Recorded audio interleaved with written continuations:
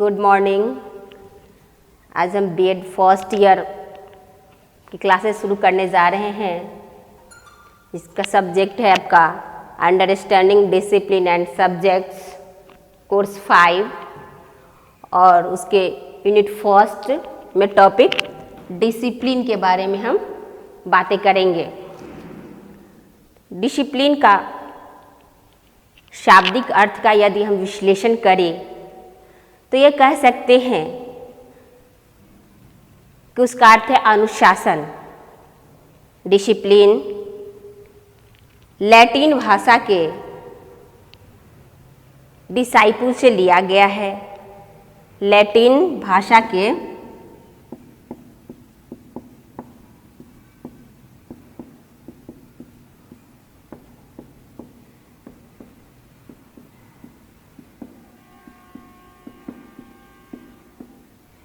Latin भाषा जो है डिसाइपुल,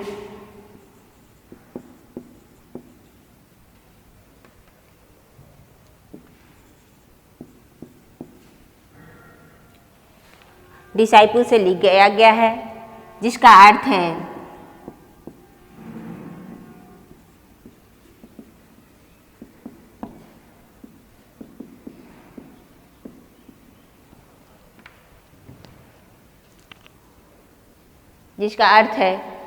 आज्ञा पालन करना।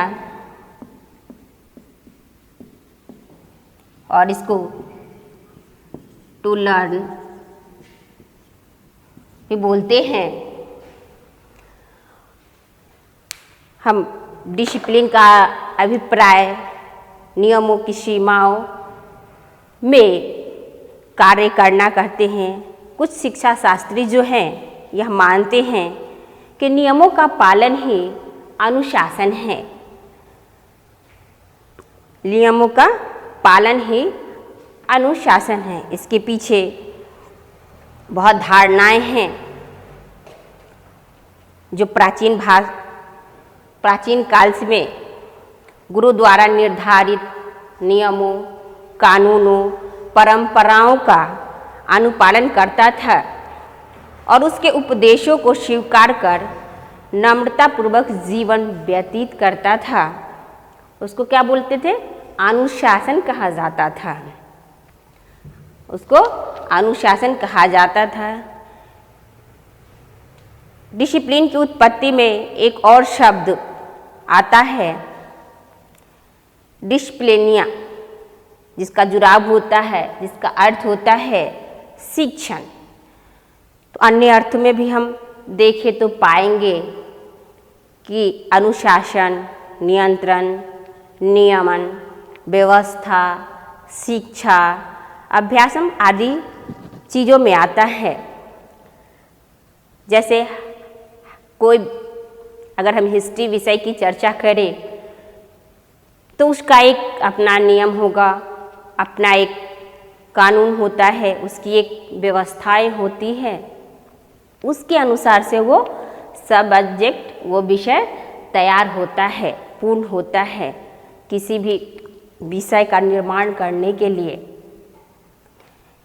नियमों में रह के काट के हम सही तरीके से उस विषय का निर्माण कर सकते हैं।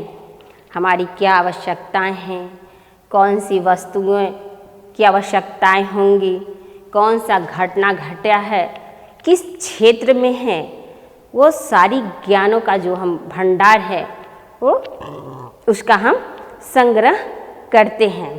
इसमें क्या है? संग्रह करते हैं। इसी में आगे है कि जैसा कि हम सभी जानते हैं कि विभिन्न शिक्षा शास्त्री ने इसे अपने अपने तरीके से परिभाषित किया है। विभिन्न शिक्षा शास्त्री ने इसे अपने अपने तरीके से परिभाषित किया है। इसी में है एडी मूलर। यहाँ पे हम लिख देते रहे हैं, इसको हटा के एडी मूलर।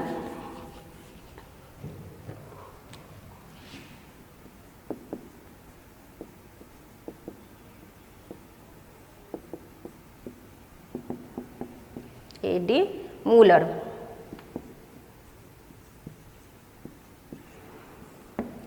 एडी मूलर महोदय के अनुसार आधुनिक संदर्भ में अगर अनुशासन की हम बातें करें तो बालक और बालिका को प्रजातंत्र के लिए तैयार करना है। बालक और बालिका को प्रजातंत्र के लिए तैयार करना है। अनुशासन का उद्देश्य है व्यक्तियों के ज्ञानार्जन, शक्तियों, आदतों, उसकी रुचियों व आदर्शों के विकास में सहयोग देना। क्या है? बालक बालिकाओं को प्रजातंत्र के लिए यानी हमारे देश स्वतंत्रता के तैयार करना, जिसमें है अनुशासन का उद्देश्य है व्यक्तियों का ज्ञानार्जन, शक्तियों, आदतों, रुचियों व आदर्शों के विकास में सहयोग देना, जिससे वह क्या करेगा? स्वयं अपना विकास करेगा और अपने विकास के साथ साथ अपने साथियों का और संपूर्ण समाज का उत्थान का कार्य करेगा। किनके अनुसार है? यह है एडी मूलर महोदय के अनुसार। इसी में है फ्रॉबेल। फ्रॉबेल बहुत ही फेमस नाम है, उनके अनुसार है फ्रॉबेल महोदय के अनुसार। किनके अनुसार? नेक्स्ट है फ्रॉबेल महोदय के अनुसार, यहाँ पर लिखते हैं,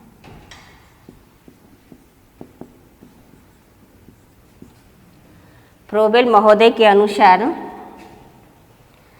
बालक की रुचि का ज्ञान प्राप्त कर प्रेम व सहानुभूति व्यक्ति करके नियंत्रण में रखना अनुशासन कहलाता है।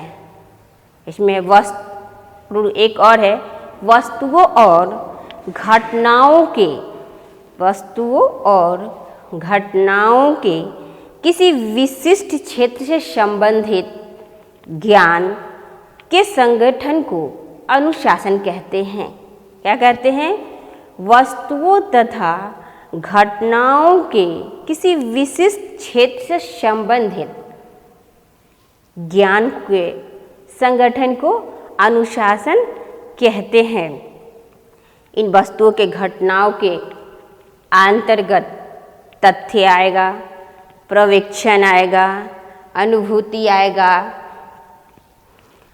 आदि चीज़ों की इसके अंतर्गत जो लिख रहे हैं हम यहाँ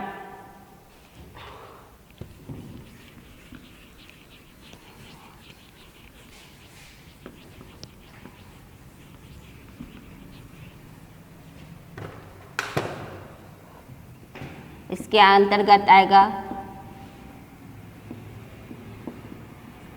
वस्तुओं, घटनाओं, तथ्य, प्रदत्त, रुचि,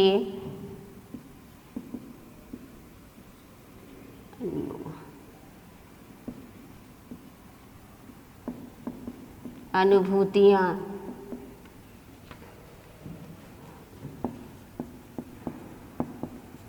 आदि।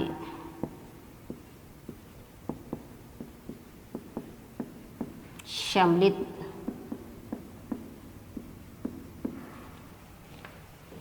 होते हैं, जो ज्ञान के आधारभूत घटनाओं को निर्मित करता है। और जब ज्ञान के आधारभूत घटनाएं निर्मित होगी तो इन सभी चीज़ों को मिला के हम किसी भी विषय का निर्माण करते हैं।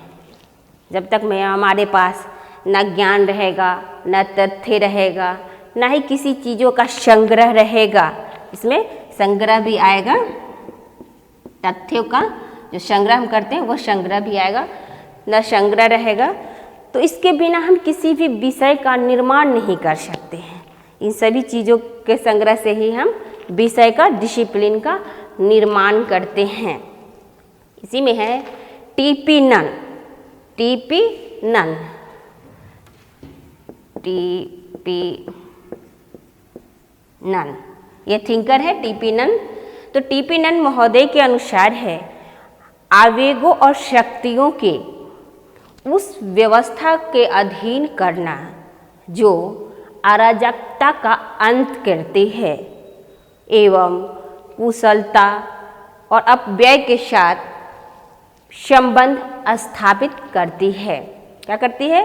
आवेगों और शक्तियों के उस व्यवस्था के अधीन रहते हैं जिसका अराजकता का अंत करती है और जो कुशलता और अपव्यय के स्थान पर कुशलता के ममता की स्थापना करती है।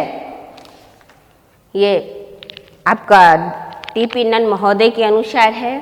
इसी में एक है हर्बर्ट महोदय जो अनुशासन के कुछ लक्षण दिखाए हैं। जो क्या है? हर्बर्ट महोदय के अनुसार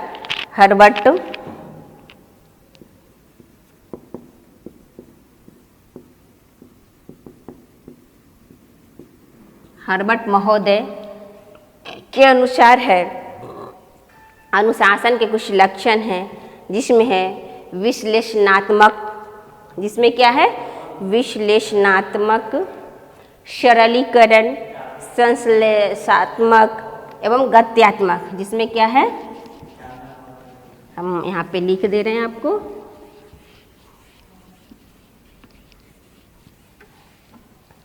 हर्बर्ट महोदय के अनुसार है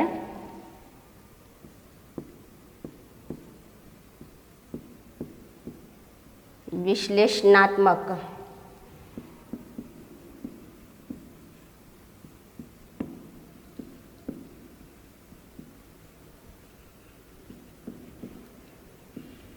सरलीकरण, गत्यात्मकता,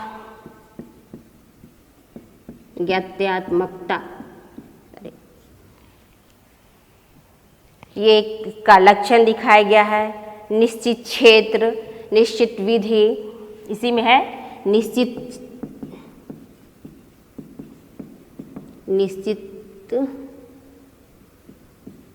क्षेत्र,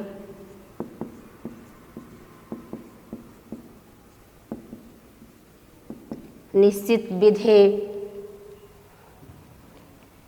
निश्चित इतिहास,